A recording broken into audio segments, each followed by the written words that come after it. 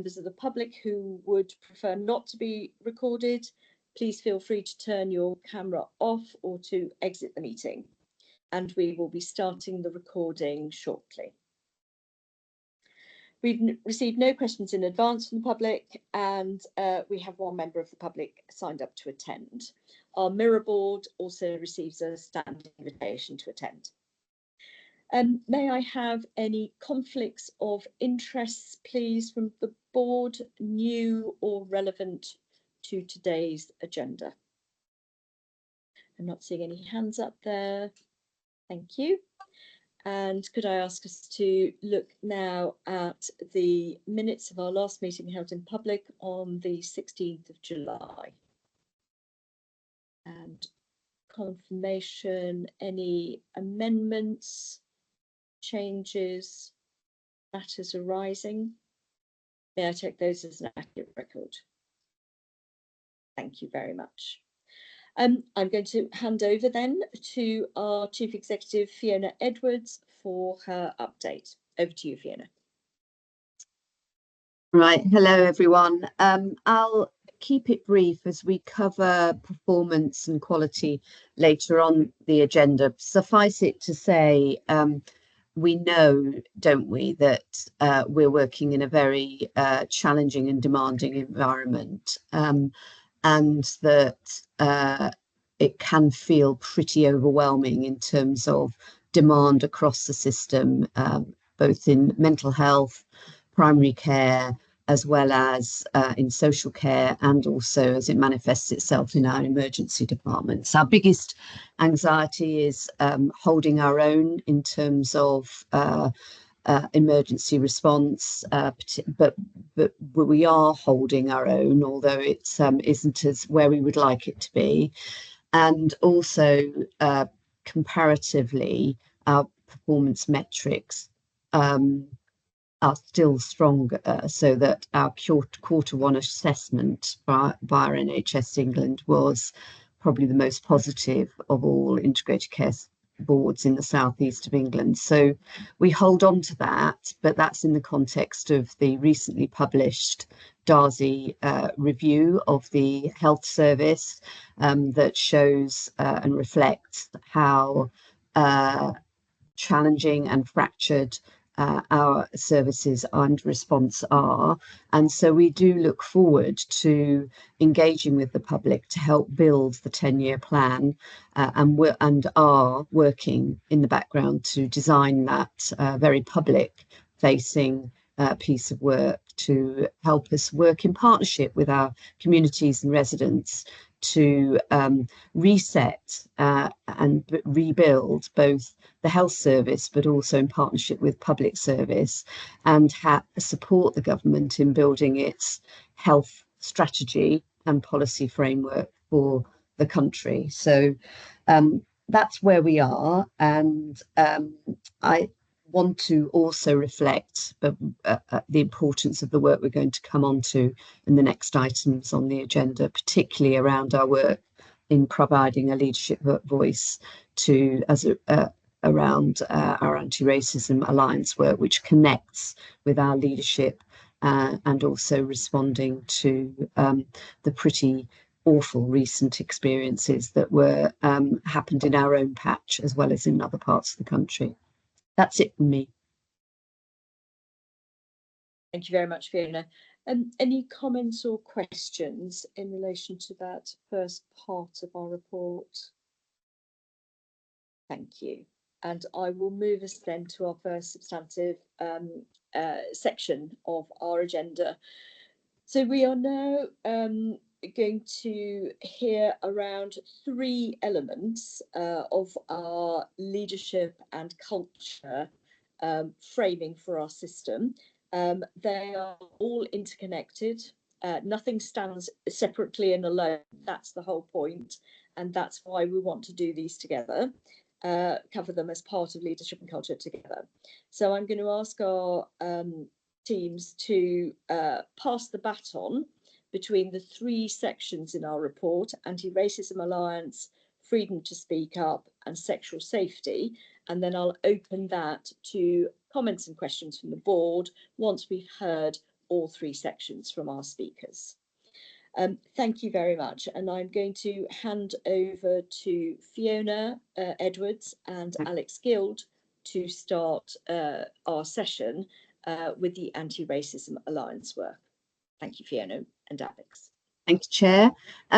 So at the heart of the Frimley Integrated Care System strategy is addressing health inequalities, and that means really supporting and understanding in a very deep way what causes our communities and residents to have poorer outcomes, which very often relates to deprivation, but also there's an emerging very strong evidence base around people from the global majority not feeling the services, understand and connect well with them.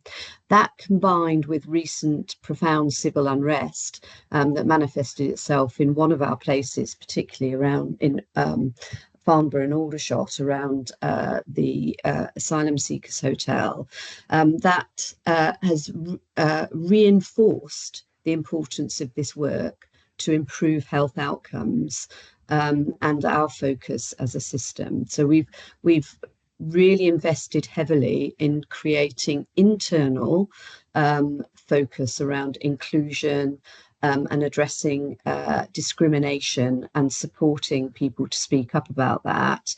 And now we reinforced and approved a zero tolerance approach at our last board meeting.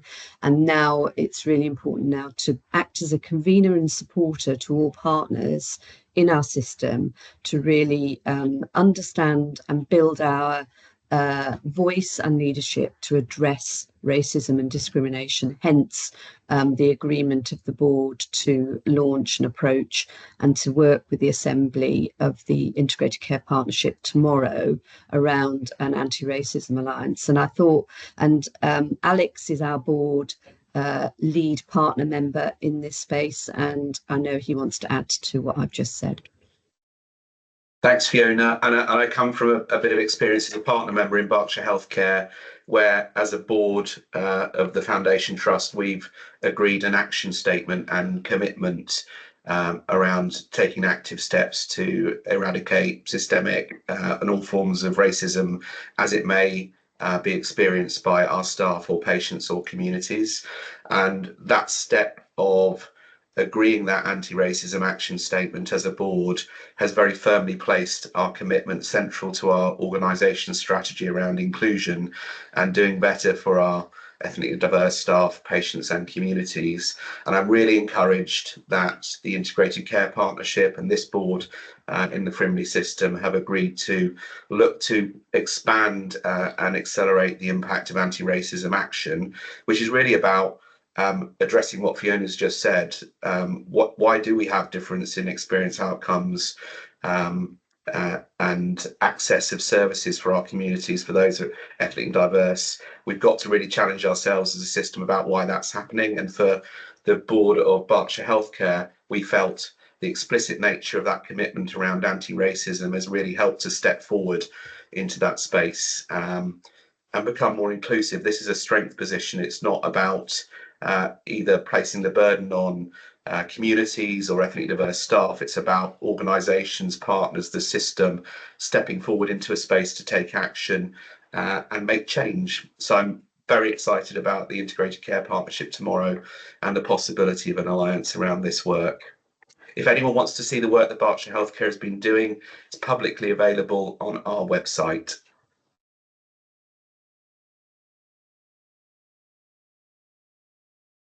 Thank you very much, Fiona and Alex.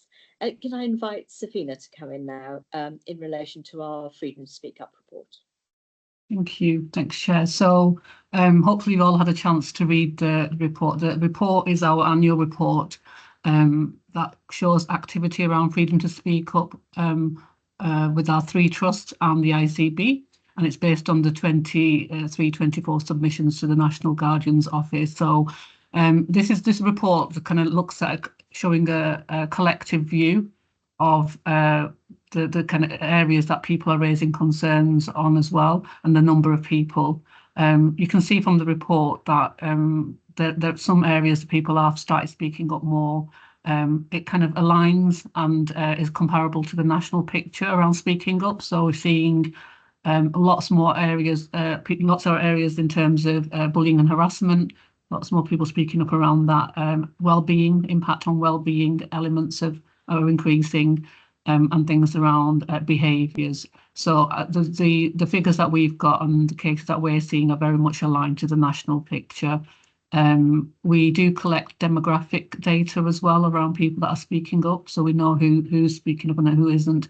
There are still some barriers for people from different backgrounds in terms of speaking up and feeling safe to do that. So as a system, we're looking at how do we develop that psychological safety for people and remove some of them barriers. So the three guardians from the trust and myself meet monthly to look at patterns, to look at themes, then also with a view to implement any activity that we need to do to make sure people can speak up safely. In terms of next events that are happening soon are around the Speak Up History Month in October. So we'll be doing lots of events for colleagues to join, and really to create that culture of speaking up is positive, and we want to make sure that when people do speak up, people are listening and leaders are listening, and we're responding to people's concerns in a timely way. So just for the board to note the picture as a system, and happy to take any questions.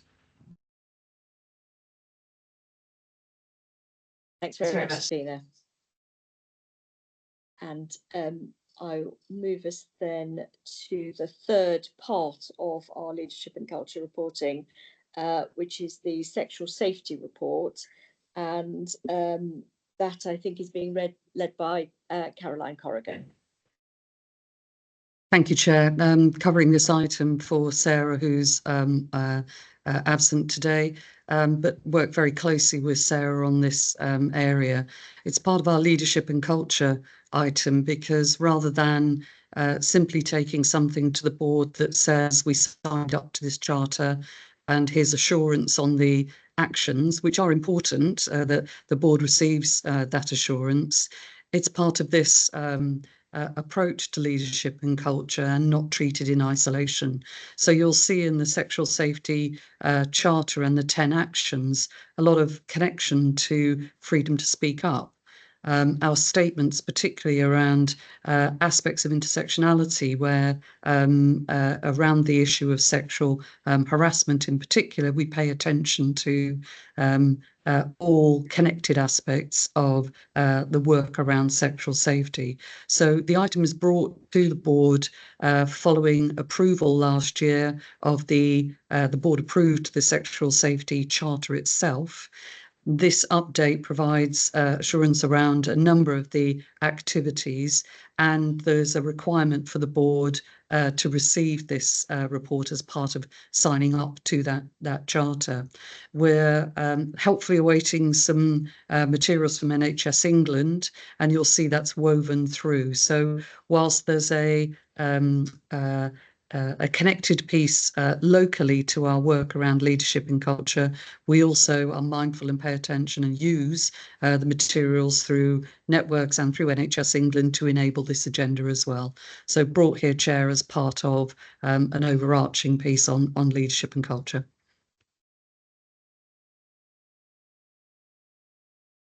Thank you very much, Caroline. Can I now open this up to our board for comments and questions?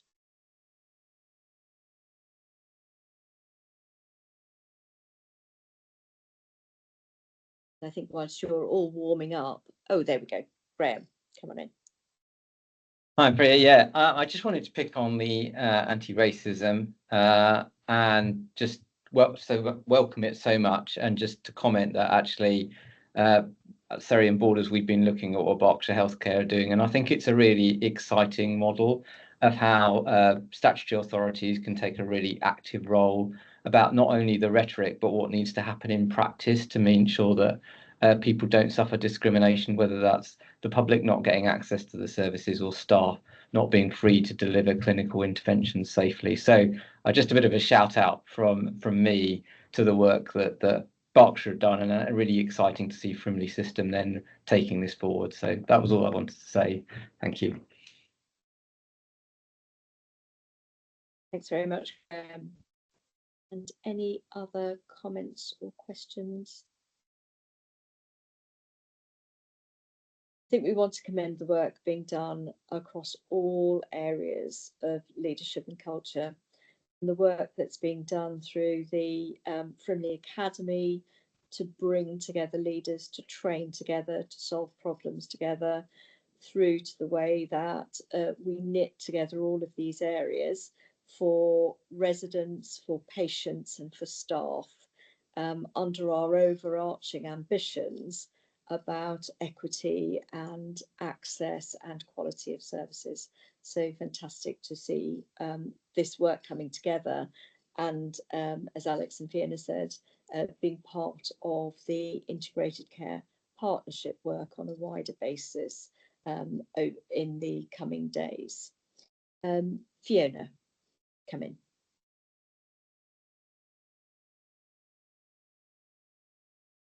Sorry, slow to come off mute.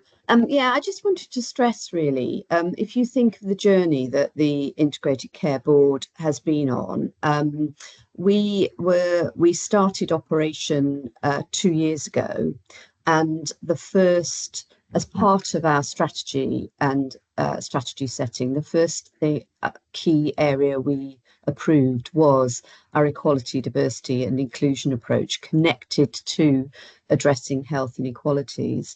And we have consistently tried to take a system convening role to support organisations to build their confidence and competence in this space. So the development and the importance of both addressing and modelling, speaking up about being anti-racist, but also addressing misogyny in all its forms as well. So it is important that we can create a space where we see this as part of our public service leadership endeavour together, and that we are prepared to connect with communities and to talk with the public about this.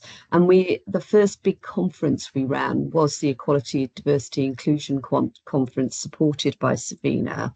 And out of that stemmed the launch of Berkshire Healthcare's work in and particularly around anti-racism and their learning and reflection on their staff survey.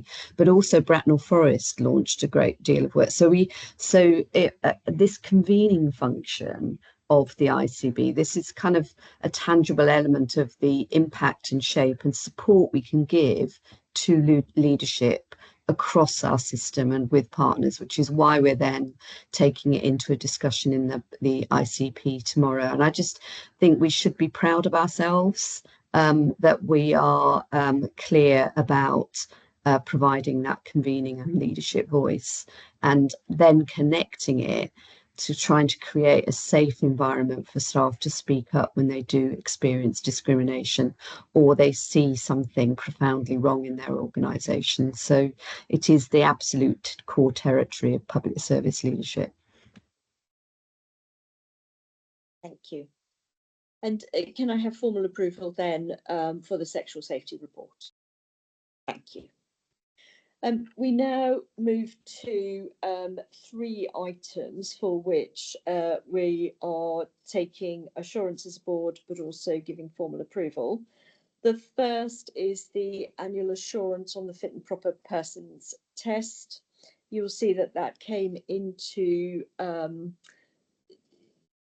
it was started, I think, September 2023, and we have now made our annual submission to NHS England, having taken all of the steps that have been set out and confirmed that all members of the board are fit and proper persons according to those tests. So thank you to all of those that provided all the information that was necessary for that, and for the team to have made that submission in good time.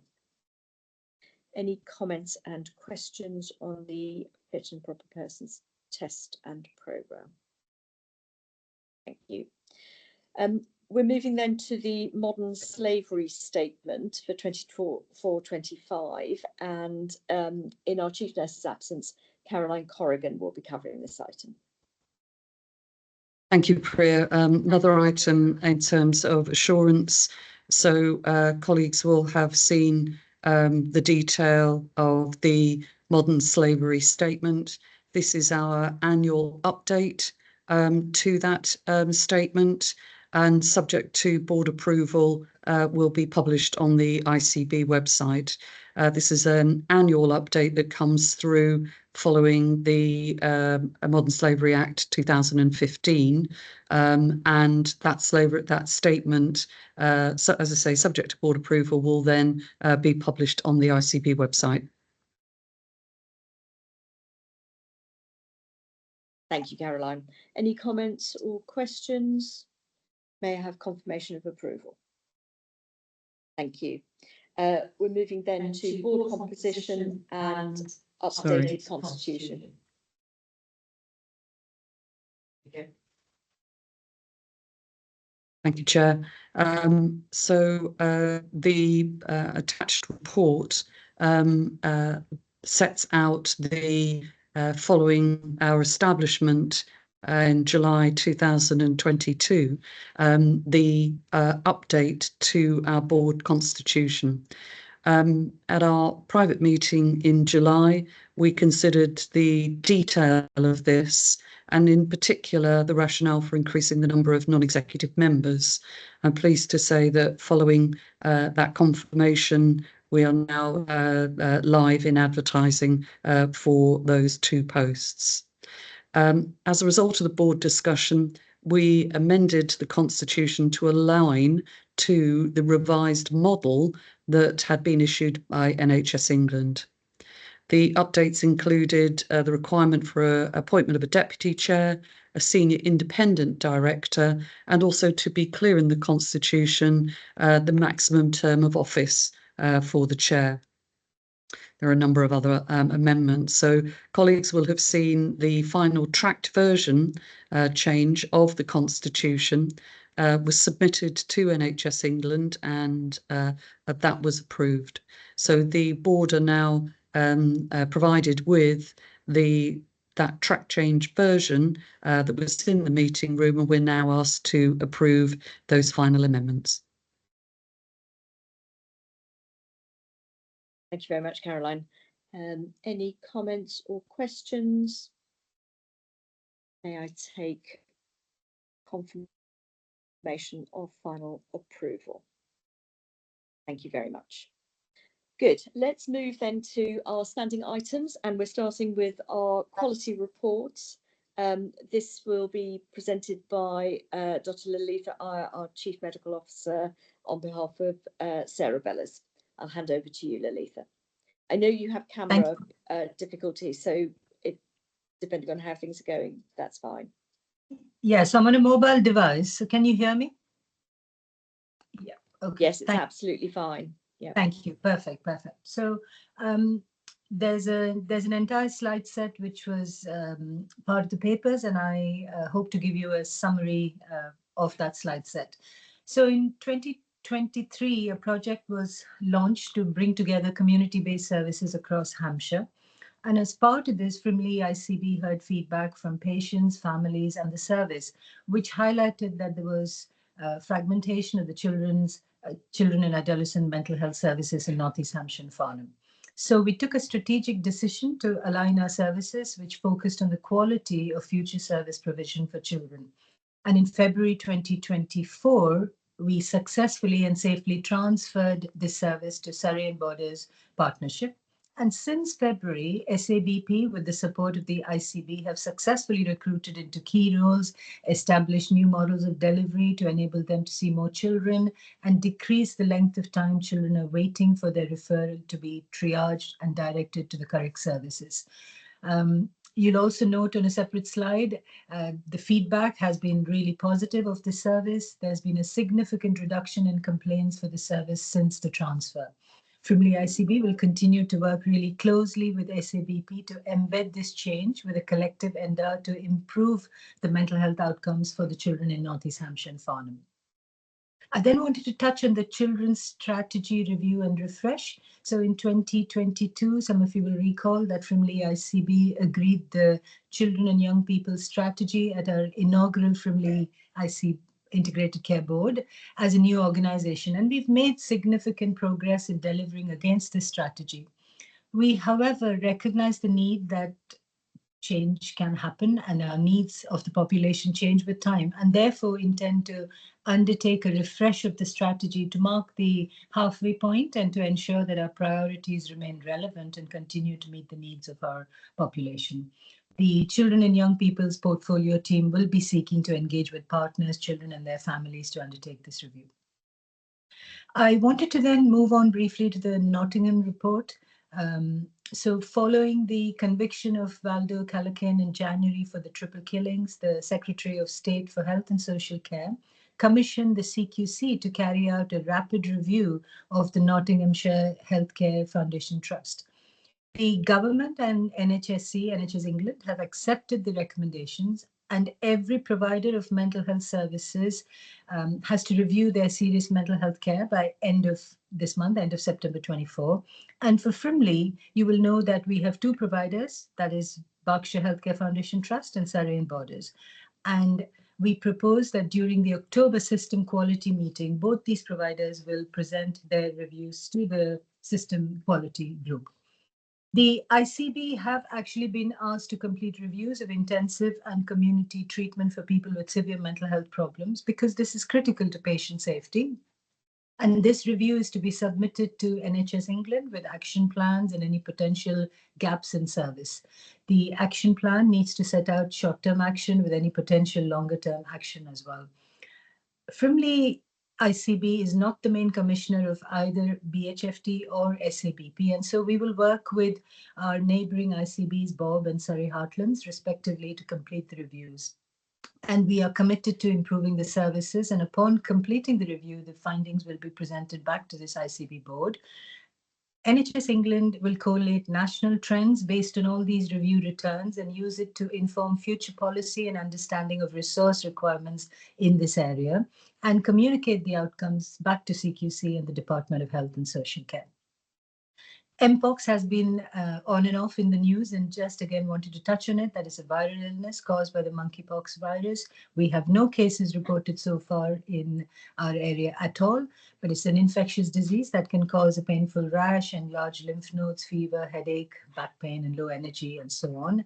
We have been with the primary care teams. We have been advised of the guidance and best practice of how to deal with it. We have communicated this to primary care, and there are members in our quality team approachable and ready if primary care have any doubt at all in this space. Collective action is on people's minds, and essentially this happened after failing to reach an agreement between the government and the British Medical Association about the future funding of primary care. And there was a ballot in late July with regard to what has been called collective action, and members voted in favour and were encouraged to take action from the 1st of August. Essentially, what it does is collective action, reminds practices that they cannot breach their contracts. So practices are still open between the hours of 8 and 6:30 p.m., Monday to Friday, providing primary care to their registered patients, but ask them to implement one or more of 10 measures which are aimed at safe delivery to patients. And it's up to practices to determine which measures they want to implement. And we as Frimley ICB and the primary care team are constantly in communication with practices, but also reassuring patients that their practices are open and they should contact practices in their usual way if they have any concerns about their health. We haven't seen any major impact during August, but we are poised if any impact increases in September. And the last thing I wanted to touch on was a CQC update. As some of you may have seen, the Ringmead Medical Practices report recently published. They had acquired the Sandhurst Group practice, which had been suffering from resilience and quality challenges, and a significant number of quality and other issues needed addressing. Ringmead have worked really closely and collaboratively with the ICB quality team, the primary care team, comms, and indeed the MedZops teams in the development of action plans, and have held quality risk review meetings with us. The practice has also met up with NHS England as required and have demonstrated significant improvement in this time, and the ICB will continue to work with them until full assurance on the quality improvement is evident. They're also making monthly submissions of quality monitoring back to CQC. And you'll also find the last 2 slides in your pack talking about a new AHP strategy, as the allied health professionals form a significant part of our workforce involved in various aspects within the ICB. I will stop there, Priya. Thank you, Chair. Thank you very much. Very, very clear, very helpful. Grania. Yes, thank you. Very, very clear and helpful, as you've indicated. In terms of the ICB review of the intensive and assertive community treatment service, following the very, very sad Nottinghamshire incident, can we just make sure that we do engage with local authority leaders on the approved mental health professional engagement in the Mental Health Act reference there? I haven't heard of an approach to us as yet. So if we can just make sure that we do engage with local authorities on the approved mental health professionals. I know that there has been an increase in people who are supported with being sectioned out of hours. So it'd be helpful if we at a senior level, directors of adult social services, were also included in the notification of that work. Thank you. It's a really good point. I don't know if Alex or Graham want to come in on that at all.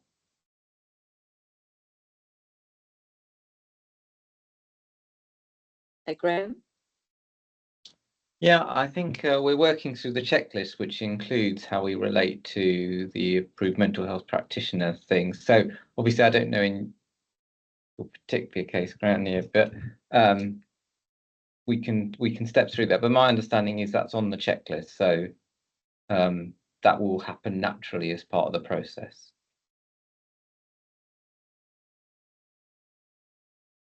Thank you very much. Any other comments or questions around our quality report? Thank you. And let's move then to Richard Chapman, Chief Financial Officer, around finance. Thank you. Thank you, Chair. So the report considers the financial position as at the end of month 4, which is July. The Frimley system as a whole at that time was £1.5 million adverse variance to plan. All of that materialises in the FHFT position, although in month FHFT actually delivered a slight improvement with a 0.7 favourable variance to plan. In the ICB, there are favourable variances in CHC and community, which are offset by overspends against out of area and independent sector budgets, with some particular pressure being created by right to choose in some areas, notably ophthalmology and adult ADHD assessments.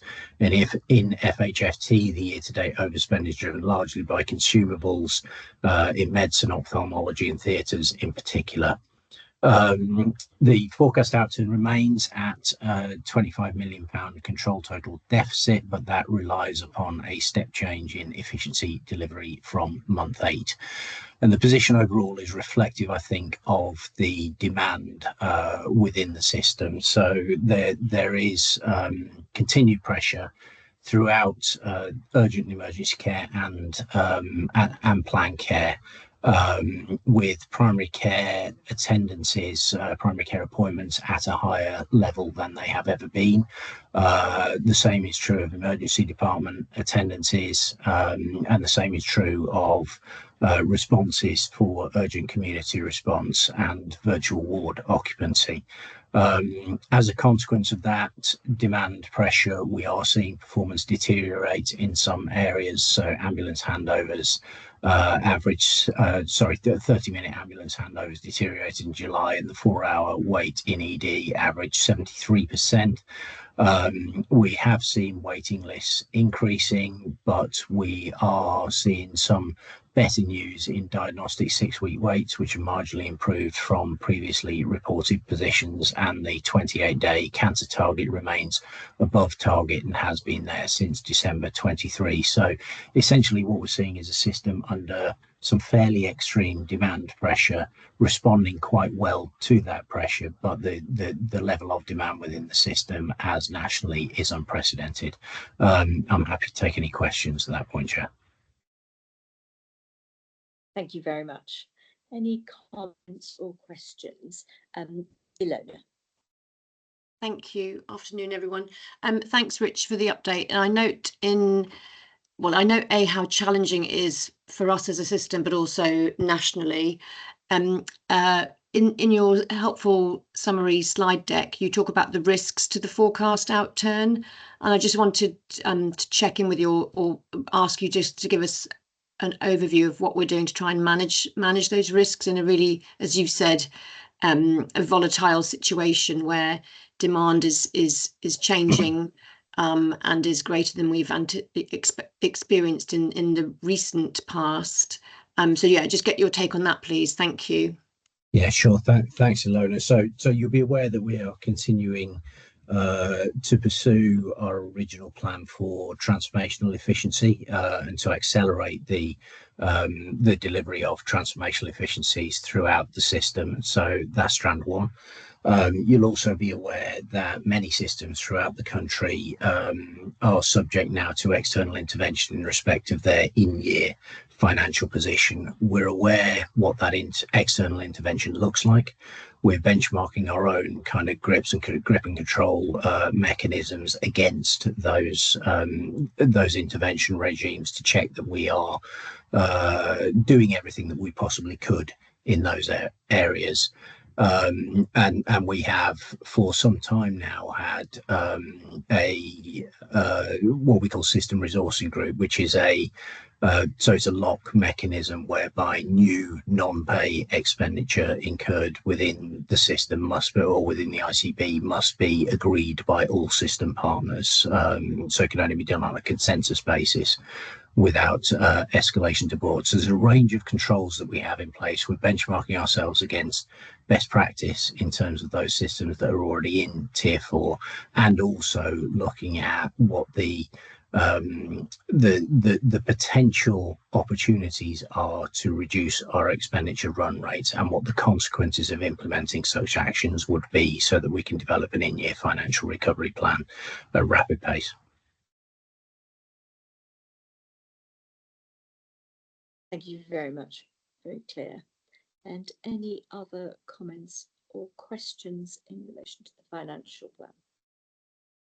And can I move us then to our workforce report and to Caroline Corrigan? Thank you, Caroline. Thank you, Priya. The board had asked for a separate report to start coming forward on workforce and all aspects people.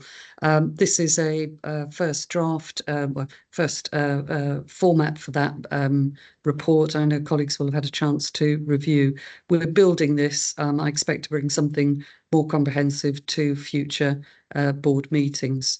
We focused on some of the available data, publicly available data from our NHS trusts, starting with FHFT, and focused on temporary staffing, not just for FHFT, but as the Frimley system, the Frimley ICB hosts the South East Temporary Staffing Collaborative, given an overview of that work.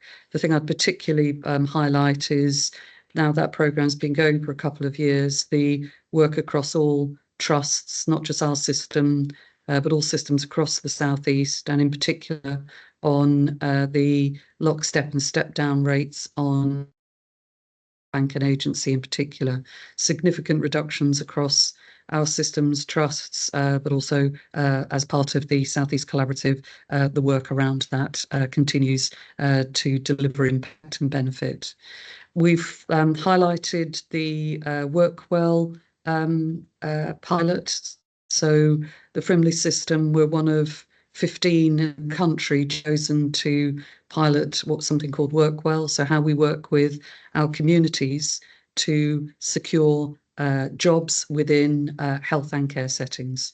But targeting that with the communities that we serve, targeting now 3,500 citizens in the Frimley system, where alongside partners, system partners, we're working to support those colleagues into work. So there's been a great collaboration across not just health and care with DWP, alongside some of the power that we were able to draw from data analytics and the connected care record, and a separate pilot work that's going on with GP practices in the system around the issuing of fit notes. So as it's a substantial programme of work with significant funds over the next couple of years, it will feature as part of this report to the board in terms of the, at this stage, the final sign-off of the project plan itself with DWP, with the Department of Health, and then roll out over this coming year. So we will continue to feature that work in this report. I think we need to look at, with Safina, our EDI work and what to bring to shine a light on through sort of the employment aspects of the EDI agenda. And in particular, I'm focused on the high impact actions. So evidence-based approach, set of 6 high impact actions, and how we're delivering against those standards, and that work woven into our anti-racism approach. So a developing piece, a combination of qualitative and quantitative materials, a signal around particularly some of the bigger programmes of work. And with the System People Board, we'll be bringing forward an update of all of the different work streams that sit through that system board as well. Thank you very much, Caroline. And any comments and questions from the board? Paul, please. Thanks, Caroline. Really good to see this report, actually, and it's great to see the kind of breadth of the work that you're doing in this area. Also really good to see the progress on temporary staffing. Just wondered if you could say a bit about the benefits of working on this across a collaborative in a kind of collaborative way, and what are the kind of benefits of taking that approach? Thank you. Priya, can I jump in with Paul. a follow-on? Sorry, did Ilona? Sorry, can I jump in with a follow-up point on the temporary staffing? Because like Paul, I was really struck by the progress that has been made. And I was just hoping you could say a little bit about how we're assuring ourselves that any potential quality impact or impact on patients is being managed effectively across the system as well. And well done on the Workwell pilot. Great to see that coming through. Thanks. And just to before spending time on temporary staffing, so I should have also been clear that the Workwell pilot will run through the Living Well board, not the People board. So I refer to it from a people employment perspective, but it's a cross-system piece, and the Living Well board particularly will be oversighting the work. On temporary staffing, Paul, Ilona, the programme's been going for just over 3 years now, and it's taken that time to build an effective collaboration. It is a provider collaborative at its heart. It started with, and Alex knows, Julian Ems, the Chief Exec at Berkshire Healthcare, will often talk about, it started because we weren't collaborating. Chief execs were often phoning each other saying, but we need to escalate rates. And it not at all satisfactory position in terms of just not not effectively using temporary staffing, which is a really vital part of our workforce plans. To build the collaboration, though, it started actually Frimley, Bob, and then Surrey Heartlands, because outside of what we call systems, there's a natural flow to staff.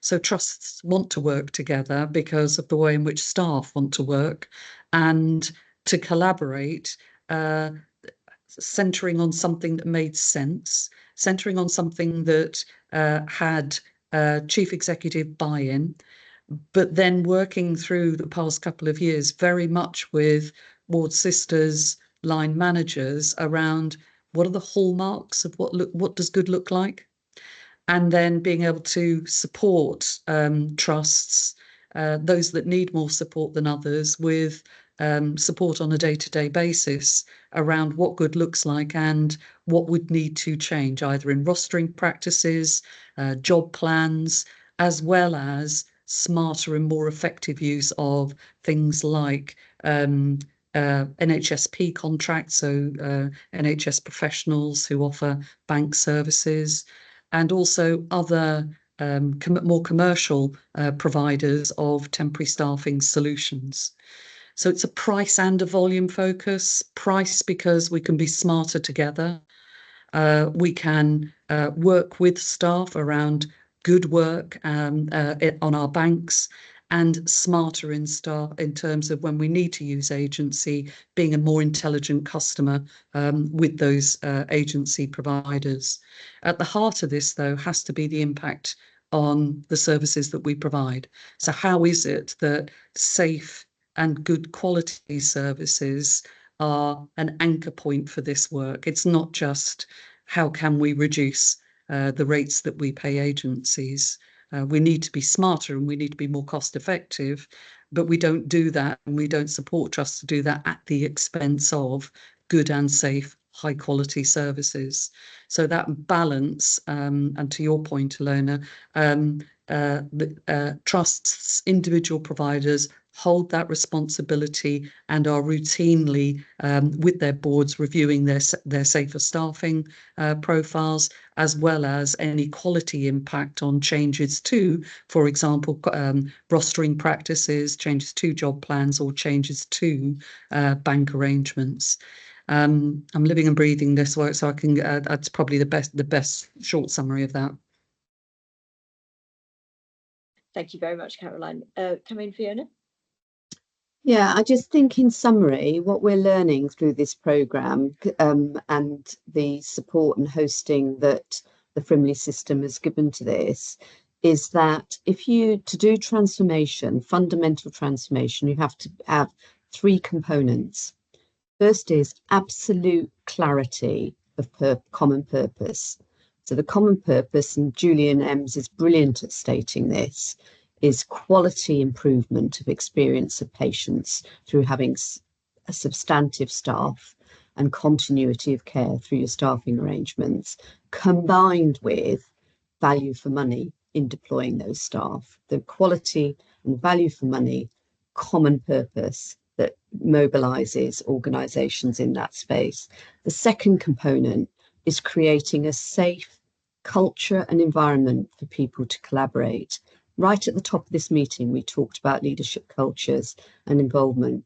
The collaboration isn't a performance managed collaboration. It's something people desire to engage with and are given the space to build, hence the time frame.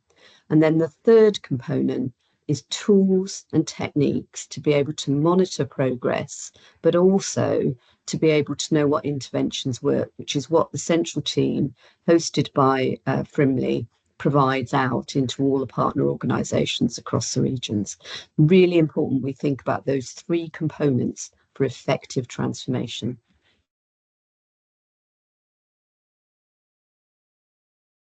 Thanks, Fiona. Any other comments or questions?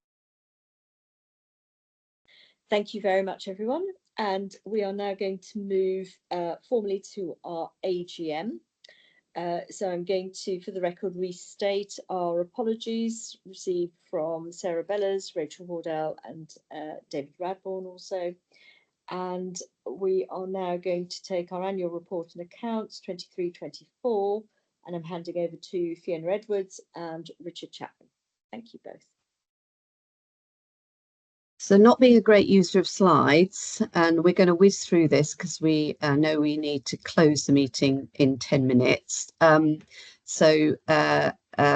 delighted to cast my mind back and try to remember last year focus and approach. So as you can see, and we've reflected, some of the challenges keep on into this year, and you can see these the point at the bottom of this slide, which is the increased and sustained pressure on all health and social care services, which has played through last year. We responded incredibly well as a system collectively around deploying our urgent and emergency care plan and strategy that we've been worked on, and setting up very rapidly urgent care centres in partnership with primary care, our social care colleagues around discharge and flow management, and we managed to weather a really challenging winter period and do a massive sustained, one of the most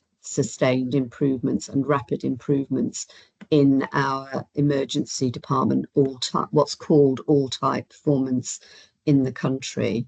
That is under pressure now, as I referenced earlier in the public meeting, but it's really important we recognise that facing into the challenge, and the work that we've also done across and out of hospital, some of which we've mentioned in setting up Pharmacy First. Many of the public now know that they can get response and support for services. I was talking to one of our councillors in Surrey about it, her experience of Pharmacy First, and how amazing it was for her to get such a good and speedy response by talking to a pharmacist about her concerns as well. So that helps with the management of the access in primary care.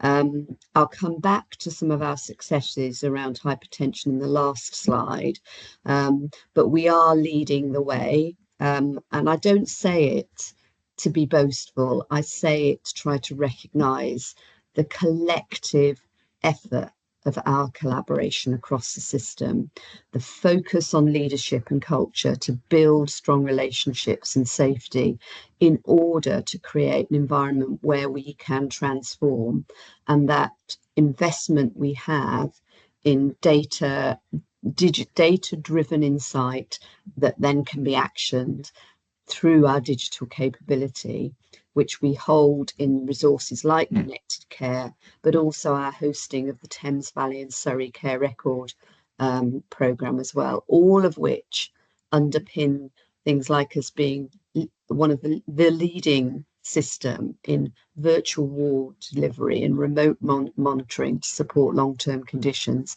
all of which are the components of a proactive health and care model that we need to build for resetting and reshaping with our residents and public what proactive care in the 21st century could look like, that keeps people away from feeling the default is hospital-based care.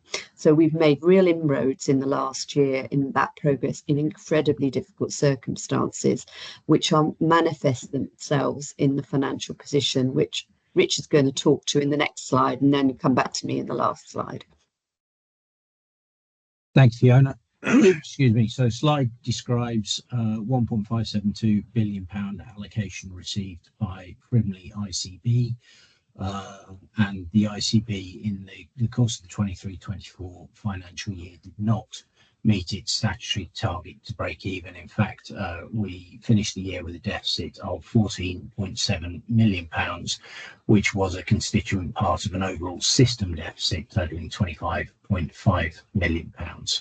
As part of that, we spent £1,868 per person, and that deficit, that deficit essentially was attributable to a range of factors, including unprecedented demand pressure, which continues and which we've spoken about in our previous meeting, but also inflationary pressures arising during the course of the financial year, industrial action which took place during the course of the year, and to an extent uniquely to Frimley, the inefficiency which is created by the reinforced aerated concrete issue at Frimley Park Hospital and the costs of mitigating that inefficiency and working outside to alleviate the demand for acute beds and the pressure on the hospital itself. Just looking at the breakdown of how the allocation was committed on the right hand side. So if anyone compares that to the 22-23 outturn, you will see a shift from other programme expenditure into, or an apparent shift from other programme into acute. So in the previous year, other programme was at 6%, acute was at 44%, and we spent 1% of our resource on COVID, which we don't explicitly break out in the financial year just finished. In fact, that apparent change is a result of a recategorisation of specific payments through to the acute system and patient transport services from where we had them in other programs to acute services. So actually in percentage terms, proportional terms, our application of the resource given to us in 23-24 is pretty much identical to how it was applied in the 22-23 financial year. I'm going to stop there and hand back over, I think, to Fiona.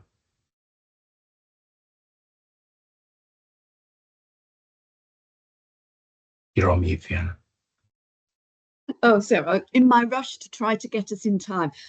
So in the images showing, it just gives you a focus of some of the very practical work that has happened across the system. Really important to mention things like our Innovation Fund work, our partnership with the newly established Voluntary Sector Alliance, where we managed to take a pool funding approaches with our local authority partners to promote direct support and help in the community with people, and Bracknell Forester have been a great partner in that space, as have all our local authorities.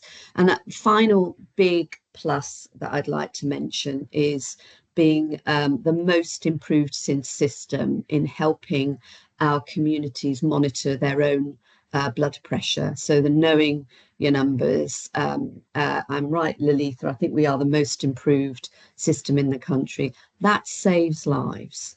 It helps people build their own health knowledge and awareness as to how their lifestyle is affecting their blood pressure.